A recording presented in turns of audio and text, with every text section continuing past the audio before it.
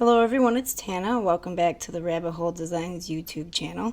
Today we're working with the Blooming Anemone stamp set and the Happily Ever After stamp set from the April release.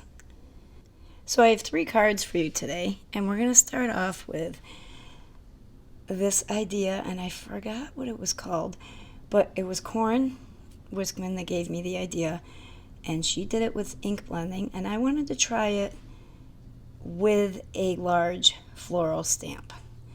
So I'm putting down some washi tape here, and I'm just eyeballing it, trying to make it no more than 1/8 of an inch spaces. Some of them are larger than that. Like I said, I eyeballed it.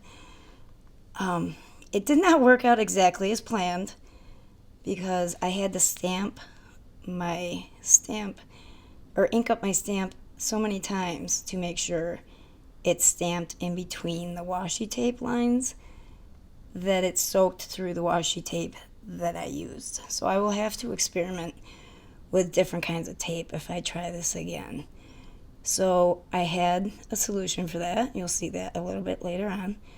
But here's what, and see, this washi tape ripped my paper in one spot also, which was not planned.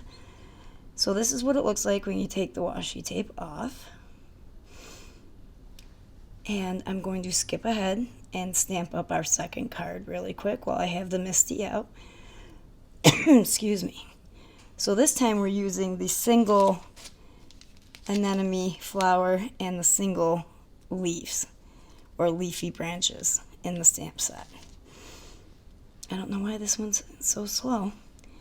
Anyway, moving on. And I'm going to mask them off as I go along because I don't want to have to worry about them when I'm placing my leafy branches. And I'm just doing a simple scene or image across the front, lower front of the panel. And I'm just going to stick the branches out from either side on the top and the bottom of each flower. And after that, we will go back to the other card. Now, I'm going to show you a little bit of coloring in this video, but just so you get an idea of what I've done, there won't be a ton of coloring in this video. And I really do like the way this pattern turned out. And of course, the revealing, I always love taking the masking paper off. It wasn't much of a reveal, huh? You guys didn't get to see much of that. You'll see it again in a second. So here I'm showing you, I had started coloring, but it was starting to get difficult about knowing where my color should be laid down. And that's the problem with a larger stamp, doing something like this. So I stamped it out on acetate, like a packaging from a stencil, let it dry, and then used it as kind of a template so I could go back and forth to see where my color should go. So that it didn't take too long. Here I have taped a piece of cardstock behind the printed panel, and it's kind of got like a pearl finish to it. I have no idea where it came from. It was in my grandmother's stash. I'm trying to cut out these strips to make sure they're the same size so I can put it together exactly as I cut it, alternating between the gold cardstock and the printed flower. And I had to do that because of the ink soaking through the washi tape and because the washi tape ripped my cardstock like pretty bad in one spot. But I do like the way this turned out with the gold in between. So now I'm going to lay down some 2-inch double-sided adhesive from scrapbook.com, and then we're going to start placing our strips. I'm trying to take my time, make sure it's straight, and make sure they line up on that first edge. You will tell that I went a little bit crooked as I went up, but it wasn't enough to make a difference in the image, and I just trimmed it down when I was done. So here we are, almost about halfway through. Sorry for my head there. And as I cut these, I laid them all up at the top of my glass mat in order so I would know exactly how to lay them back onto the card panel.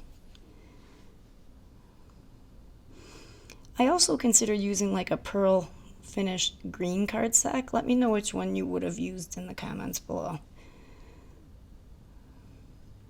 Here we are at the end here. Now this was an odd shape. I'd have to measure it and put it in the description box for you because I had to trim it according to how the strips ended and how I wanted the image to look on the panel. I decided to cut out 3 layers of the die cut word hello from the rabbit hole designs, glued them all together, excuse me, and then use that same yellow cardstock as the shadow layer for the back of my die cut hello.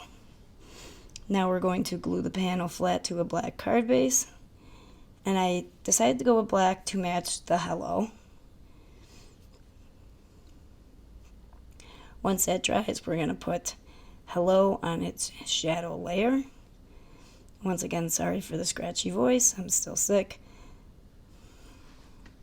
And if you watched the last video that I had up on the channel, I recorded the voiceovers in the same day. That's why my voice is still scratchy. I'm going to glue that in the upper right corner. And then I'm going to add some like black opal iridescent pearls, half pearls, to the card front. And that's it for the first card. Now back to the panel that we stamped and masked. I'm going in with my black Copic marker, trying to color very carefully around the images so I don't get black ink on them. And my intent is to color the entire panel in black. Originally, that's how I was going to leave it. But you'll notice as I get up to where there's no images, I don't like, no matter how many times I went over it, I could still see the streaks of my marker, even though I was using the chisel tip side. And I just didn't like it. So I had the idea of bringing in the fiddlehead stencil and using a black marker once again and just coloring inside each hole in the stencil to see if it would leave an imprint on the card, even though we had already colored it black. And it did work. It's kind of like a tone-on-tone background, but with the same color, same exact color. Honestly, I didn't know if that panel could take any more black ink, but it did. And I did it a little bit on the other side as well. I did, however, stay away from my images. I did not want to accidentally color down my images after all my hard work. So there is the finished product, and I'm going to use the thanks word die from Rabbit Hole and a sentiment from the coordinating stamp set. And I'm using, I believe it's Silky Sky. It'll be in the description box, mirrored cardstock from Tonic, as a frame to go around our panel and for the word thanks. So it's got 3 layers of black, the word thanks, and then Silky Sky on top of it. And I wanted the panel popped up, but I didn't want to use foam tape. So I decided to glue 3 120-pound pieces of cardstock together and then glue that to the back of my card panel. Here I am going to heat emboss my sentiment. I believe it says for everything. Thanks for being there. That's the one I chose.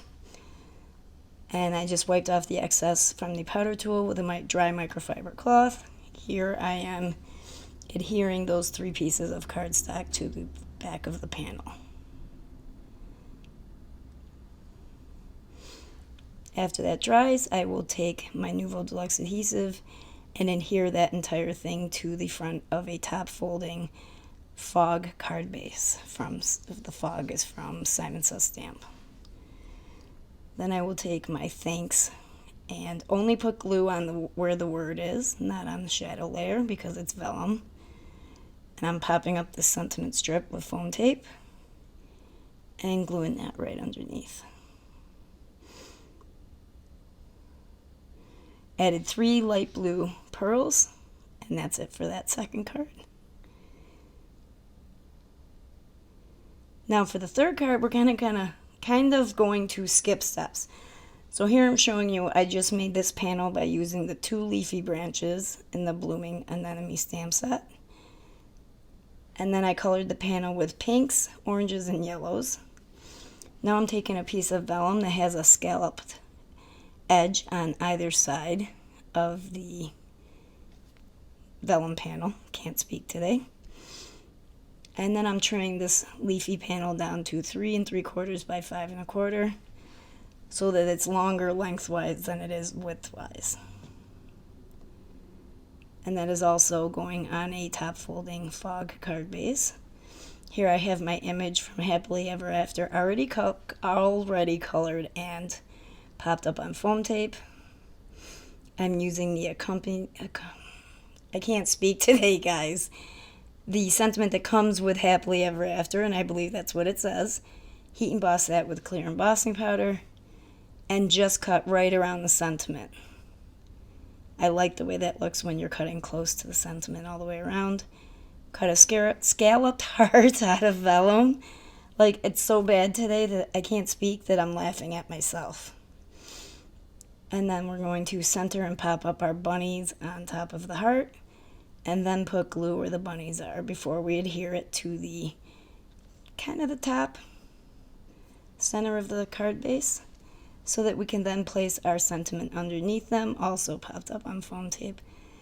And that's it for today's video, guys. I hope you like these 3 cards. Don't forget to sign up for the Rabbit Hole Designs email so you can be aware of new releases, and also the Facebook group and Instagram so you can be aware of all the inspiration throughout the month for every new release.